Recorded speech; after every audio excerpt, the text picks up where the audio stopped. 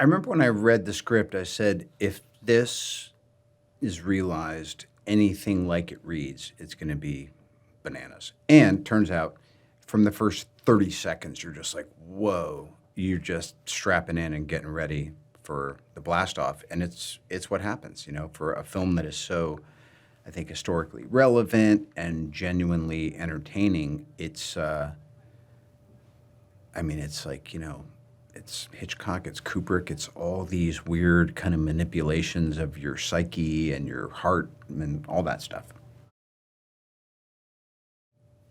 IMAX is incredible, and realizing that IMAX has never had something like this, where literally new versions and iterations of how IMAX is even experienced, obviously are taken to this next level by Chris Nolan and co.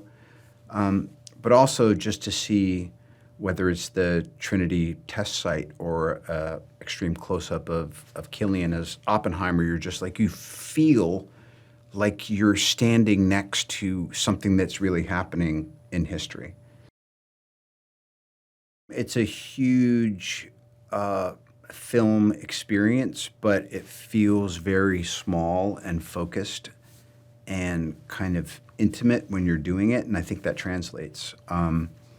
There's also the onus is on you to rise to the occasion, and Chris tends to cast and collect folks around him that are as without ego as possible while still having some self-respect and thinking they can get the job done.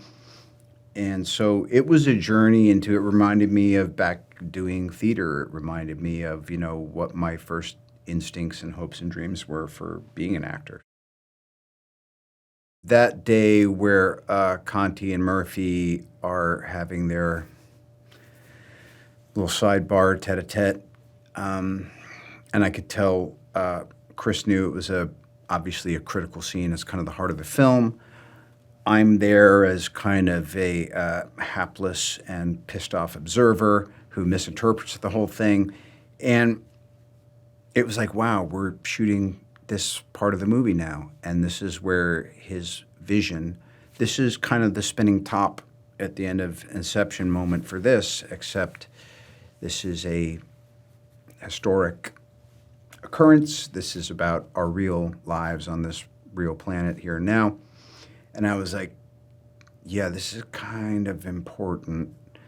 And then I just always try to just say, remember this, take a mental picture of this. This is really cool. This is the kind of stuff you were hoping to do when you were a teenager. So you got one. You got one in.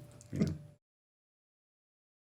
Well, first I was just looking at pictures, and I'm just trying to see if I can really find him in there. And I felt like I had a bit of communion with him. I mean, with something like Chaplin, there's so much reference that you're kind of on the hook to be able to match the reference. And with him, I felt kind of free to explore my own understanding of him.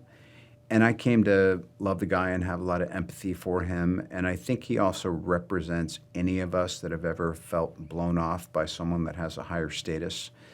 And also that act of a deniable, plausible, non-traceable revenge. Just how sweet it is. So it's just a human condition as he represents it. Well, I was just texting with Josh Hartnett a few days ago, and I don't think he knows how good he is in the film. Obviously, Matt and Emily and Florence, and I got to watch Rami Malek just absolutely slay it on this one day and put my character in check. I spent many of my days with Alden Ehrenreich. He and I are now close friends. Scott Grimes was there, and it just seemed like every day was another one of my peers knocking it out of the park. And there was this kind of almost like regional theater vibe amongst all of us. Like, this is who we are and this is what we do, and this is a peak experience.